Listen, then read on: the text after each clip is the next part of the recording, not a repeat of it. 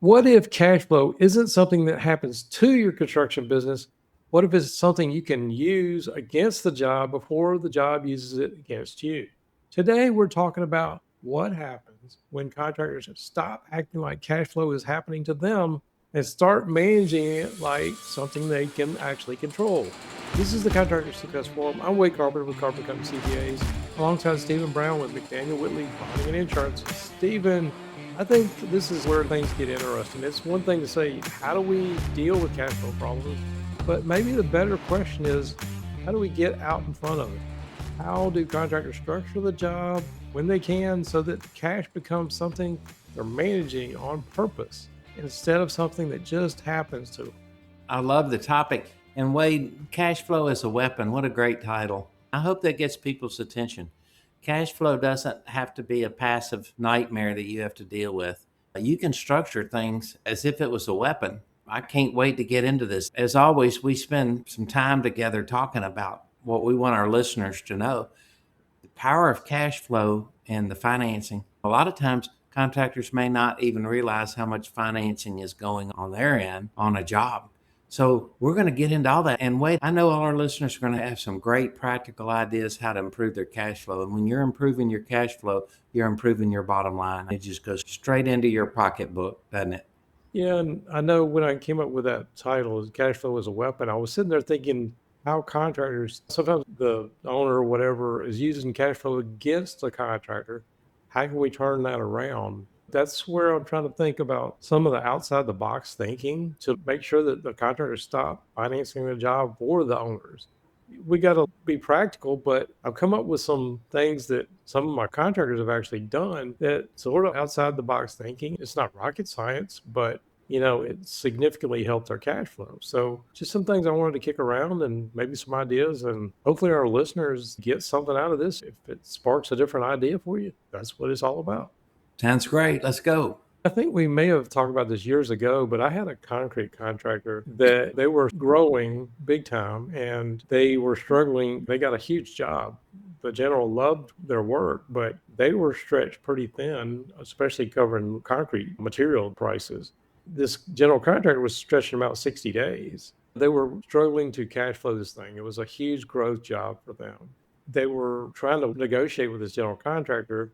They had been providing all the materials, and the sub really liked picking up the markup on that. But he was thinking, I can't really cash flow this. Long story short, he gave up the material and let them pay for it directly. They didn't have that burden, but they negotiated, you keep this margin and you're going to pay us every 2 weeks, like clockwork, no retainage and stuff like that. So they were able to actually grow through it. Part of the message today is a lot of people do not understand how much financing a job for owner or general contractor really costs them. And so they were able to cash flow this job that they really wanted it bonded, but they were in a position they couldn't bond, and there was no way they could have cash flowed it. So it was a win-win for everybody, and they actually turned out as one of the more profitable jobs when it was all said and done, the way they worked it. Yeah, that's great. And it's thinking out of the box, figuring out a way to solve your problem. I guess that's a good point, Wade, about materials, giving up their margin on the materials. If a contractor went in and said, first of all, they bid the job as a unit price and the materials are in there with their margin built in, maybe you should go in there with your materials at the unit price and put the margin in other places on the line item so you can go back and negotiate that off. I'm just saying, most contractors are going to say, why in the world would I give up my margin on my materials? I'm not even doing any work for that. And so I guess it's the mindset of you're paying the material suppliers directly and negotiating the best price you can get. That game kind of goes away when you let the owners pay for the materials, and it doesn't have to cost you out of the job. Because remember, you're bidding against other people that are doing the same thing. Yeah, and you also think about, in his case, we didn't have to deal with the payables. We didn't have to, like the rebar supplier. Some of those suppliers are just a mess to deal with. Mm-hmm. You end up in disputes with rebar. All the hassle they gave up was more than made up for in margin. They were actually able to turn things. We talk about the throughput of how fast you're turning margin. And so in their case, it was a win. And without going into a lot of details, that's the kind of thing that I'm talking about here. Nobody wants to give up anything, but can you use it in your negotiation? It was part of the point for today. Now, that's a great point. Hey, you remember too how much it will help when materials are scarce and hard to get. That owner can take your price and order your materials from your supplier and have that price locked in. It has to be tied into your contract and your supplier. You've already negotiated for the owner, so you've done them a huge service. And you're probably making the material supplier happy that they're getting paid so fast. And that might get you better prices in the future as well. And on this particular job, it might help you get the job, which in return would help you charge more margin on your other stuff. Yeah. So if it's all right, let me talk about another one that I've had the last few years. I've been working with this contractor probably 5, 6 years at least. They did a mix of commercial and some custom building residential stuff. It's common for a custom home builder, like, hey, you're going to fund the job out of your construction draws or whatever. But in this case, a lot of them were either the commercial owners or a private individual. They didn't really care where the money was coming from. But what they did, which they took the idea of let's pre-fund the job, and they created bank accounts. I know we talk about doing bank accounts for profit first. In this case, there are some challenges to it, but what he ended up doing was having a joint checking account with the owner of the job, and the contractor controlled it. So they had to pre-fund everything. They got paid their labor, they paid all the stuff. And like I said, I could probably go into the details here, but this contractor was struggling to survive. When they started doing that, number one, all the cash flow issues were gone. When they did a construction draw at the end of the month, they took their profit straight out of that account. They moved it in their own personal account. They controlled it all. And that's the deal they started doing with all their owners. I know it's probably not a novel approach, but this company really has taken off by doing it. And their margin has gone through the roof because the other people are paying for a lot of the stuff up front themselves. And so now they've recently been approached by somebody that wants to buy them, and a multiple that I can't believe. They have no cash flow problems. And I know that's a stupid, simple thing, but that's, you're laughing. I see you're smiling, but does that make sense to you? No, it's fabulous. It really is. It's the way it needs to be. We always talk about all the risk involved in construction, and there just seems to be a limit to how much money you can make and no limit to how much money you can lose. In this situation, you're forming a true partnership. I can't tell you how many contractors go under because of not getting paid. If you've got a good owner and you present this to them properly, this is a win-win for everyone. This is how we do it. This is how we make things happen fast. This is how we have our subs and our people there quickly because we're paying them quickly. And you know that expression, fast pay makes fast friends. Nothing's more true in the construction industry. Yeah, and this particular case still reminds me, which sort of our cash flow model, we don't have receivables. And it goes back to the lesson from Dell computers from way back. And if you don't know the story of that, most computer manufacturers like IBM or whatever, they were building their own computers and they would stock up some inventory, and by the time they got them to the shelves and everything, and they would sell just like traditional manufacturer, basically by the time it got to the shelves, it was outdated computers. And Michael Dell started doing this out of his garage when he was in college. And basically, you paid up front, you got the latest components, you customized it, and he never had cash flow. He had negative AR. Basically, he got his cash flow up front. So that's how he was able to grow it from his garage into the empire that Dell was several years ago. They're still a formidable company, but they stopped that model. But it gave the customer what they wanted, more current components, and really at a price that, because the price of computer components were dropping all the time. It's a great analogy, and how you apply that to construction is the purpose of this podcast. It's how you manage things ahead of time and deliver a better product, improve your cash flow, improve your reputation, and remove a lot of your stress. There's always something you can do, and hopefully this podcast is helping everybody think about what those things are. I had several things on the list. So maybe just throw out some of these. I have seen people lower the price for whatever reason. We're going to lower the price to get the work, or just, hey, we're always doing somebody a favor.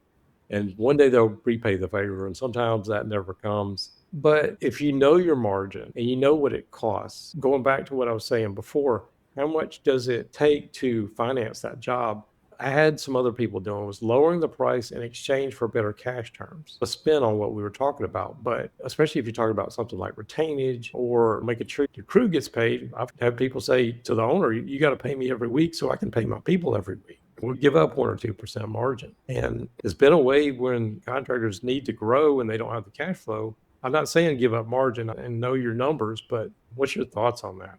No, I think that's right on the money, Wade. Where's your margin? We were talking about that before the podcast. Where are you placing your margin? When you bid a project and it's unit prices on there, that's when you're negotiating cash flow after you've been awarded low bid on the job. Then you can go in and say, here's what I can do for you. And a lot of times you find out in those negotiations too about the financing. How secure is it? How many contractors don't really know that money's there to pay them? You bid $2 billion on a job and that owner has only got half of it set aside. And then they're going to finance the rest of it as the construction gets done. Or there's a grant involved and there's not enough grant money if it's a municipal job to help you fund the project. You never know how you're going to get paid. So anything you can do to negotiate this with them after you've bid the job, and also pre-bid when you're meeting with the new client, that's everything. Yeah, absolutely. You talk about financing too. That sort of leads into the next one I want to kick around was allowing the customer to choose their financing model. There are some contractors out there that probably have some kind of financing like homeowner or whatever, and they have a company on the back end that will fund the project. But even if you're not doing something like that, maybe you're dealing with the owner. You can say, okay, here's the price if you do it like this, or here's the price if you pay us up front. Again, we could probably do a whole episode on really the cost of sitting there waiting 30, 60, 90 days to get paid. We're not getting paid at all. That opportunity cost and the ability to turn things faster. That's the kind of things that I'm talking about here. So I guess the next idea was just whether you're using a finance company or something like that, giving your customer like, okay, you can give me this as a spin on what we were talking about a while ago. I'll give you a little margin difference if you will do this for me on the cash flow. That makes sense? Makes perfect sense. And again, people do this all this stuff, time, payment terms. Basically, you're financing them. A lot of people will give a discount, I would say. Okay, you pay me in net days, we'll give a discount. But instead of that, say if it's over 30 days, what's 1%, 2%? That's just another way to think about like how can we encourage the cash flow to be sped up. And if they're going to take extra time, it is costing you extra money. Absolutely. That's great advice. Get that set up before you start the project. Provide options that work for you no matter what they choose. Remember that contract has to absolutely tie into what the two of you have agreed on so you can enforce it. Because in construction, there are changes that come up and then you have to communicate those costs and then be comfortable that the owner can afford for that change. We were talking about that before. Change order sounds so wonderful because you can put a good margin on it. That's what everybody loves about change orders. But if the money's not there to pay for that change order, it doesn't matter how much you've marked it up or how excited you are about it, you got to collect it. I see that all the time, Wade. I really do. These change orders not being paid. Right. That's one of the things that we talk about all the time. It's like if you want to get paid, get your change orders in order and having your processes down. Right. But several of these other things, there are just spins on some of them, whether you're converting the materials into owner purchase or something like, okay, I have seen an electrical contractor do this, is having the procurement part as a separate part of the job and having different terms. So basically, whether you call it part A and part B of the contract, they basically had it as a different phase. And it sometimes creates some challenges to keep up with, but it allowed the contractor to fund some of the, it was a pretty heavy material bill that they had to cover. No, that's huge. We were talking too about the controlling of the materials is something that is literally your success as a contractor depends on your years of experience with those material suppliers and what you can get done, maybe that someone else can't get done. And there's a price for that. You can't just give up a markup on materials when you've done all the procurement, you've done all the pricing, you've made sure the estimating is just right exactly the way you need it to be in the contract to get the job done. So it's kind of hard to give that up. You still let the owner pay for the materials up front to improve cash flow, but you charge them for that service up front. You build that into the rest of your margin, right? Yeah. Just a couple other thoughts. Like I said, weekly billing versus a monthly billing. Do they have to just get them? We've already talked about some of that in the previous one, but I also was sitting there thinking about one of them that was on funds control for a bond. The assumption was they're going to bill it every month, but they were burning off work every week. So they were getting this stuff funded up front, and it was sitting in the escrow agent's bank account for them, but they didn't have the cash. So basically, we negotiated where we can. You probably could talk about this better than I could, but some of these fund control companies, we were turning in every week. Once we started that, it wasn't such a bad issue. Otherwise, people hate funds control. Negotiating, how do we cash flow this? Thoughts on that? No, that's exactly right. Funds control definitely serves its purpose. Some people actually do like it in the process, but those are the contractors that are always struggling with cash flow. This is just a situation that helps everything get managed up front, communicated up front. That's a good point. Okay, here's another one, just sort of a different spins on it. Sometimes people will ask for a deposit up front or mobilization, whatever. Typically, they will do that mobilization and then they get that money and then they get into like, okay, we got to wait 30, 60, 90 days. Deposits can be a dangerous thing because I've seen some contractors that keep a perpetual deposit and they end up using it on other jobs, and I've seen them get it upside down. But when it's done properly, instead of just saying this is an upfront deposit, have some automatic replenishment. It's sort of a different spin on the one I was telling you about. Okay, when the funds get low in our deposits account, you're going to automatically replenish it, whether we bill it or not, so to keep it running. So that was a different spin I had seen. Some of the rest of them, separating your profit from reimbursing for materials and that kind of stuff. Can you work out different terms so that you're covering your overhead or something like that? I know we keep going back to materials here, but if you've got some materials and they want to lock in a price certainty, and I know a lot of people started doing that after COVID, but they will have a provision in the contract where this is all we're going to pay for the materials. If you're giving up that, basically the ability to adjust the price based on materials, can you negotiate the price certainty for some kind of payment certainty? If you're going to require me to do that, just another idea on contract length. How can we, if we're going to lock in this price, you have to pay me on a certain schedule. Yeah. A lot of these that I had on the list, pricing a job based on your cash exposure. I mean, I don't want to dig too deep into that one. Require funding based on scheduling. We're not going to schedule it until you actually get to first draw in. Several of these are just common sense. Here's a milestone that you can see. Once you see that, you got to give me some cash. We've talked before too, Wade, about retainage, and your comment was make it optional but expensive. How many times you think of retainage as a necessary evil of doing business? But if it's a bonded project, there should be no retainage. I know federal jobs, retainage has been eliminated. It's an ancient practice to try to control you. It means that they are holding back 5% in case you don't do your end of the work. And why would you accept that unless you let them know it's going to cost you to withhold retainage for me? It's going to make more sense not to.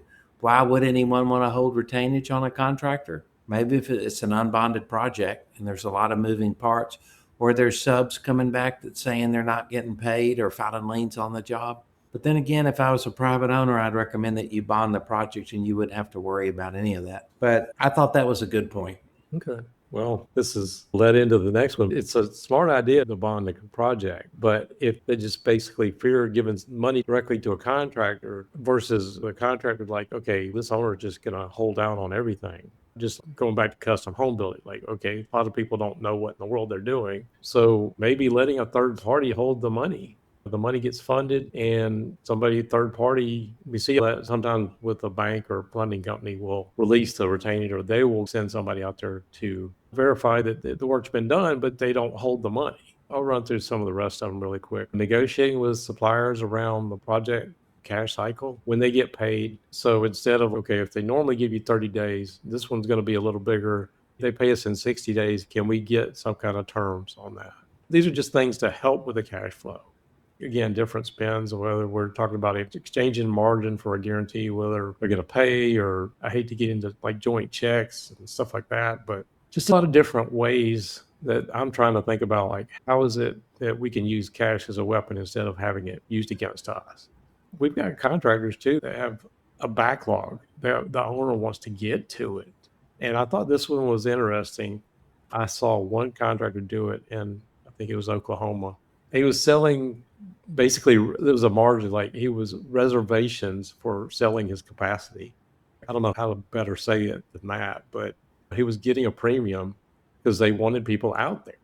So that was interesting to see that one. Now, that's a great way of thinking about it. Nobody's ever heard of that. You just say, yeah, I can get there, but my price is going to be this.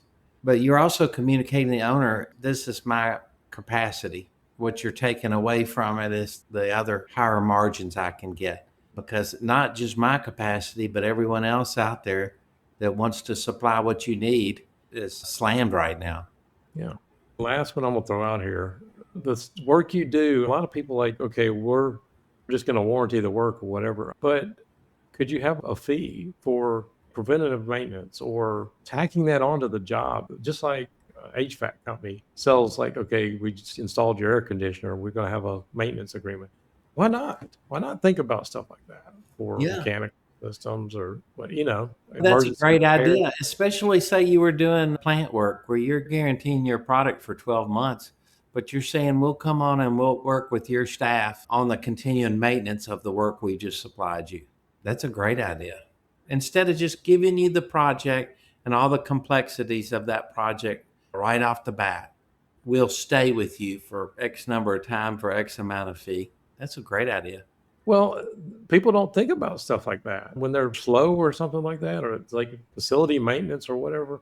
And when they're slow in the winter, or something like that, Yeah. just maybe pulling out. That's the time we can go do some maintenance. There's probably some requirements depending on the job for warranty on the work, but is there any reason we couldn't have extended? I mean, your car warranty, let's have extended warranty, just different ways to add to cash flow. Contractors have separate maintenance divisions can certainly use this as part of the negotiation of saying, we'll provide you X amount of maintenance. Then you get to see how good we are at helping you maintain it. We can do it more cost effectively and better than you can.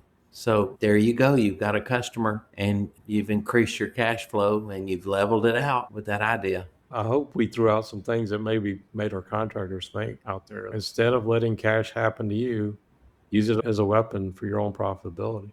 Sounds great. All right. If you got anything out of this, we appreciate it. If you would like, share, subscribe, it always helps the channel out. If you have other thoughts or comments, drop them down in the notes below. We read every single one of them. We always appreciate it.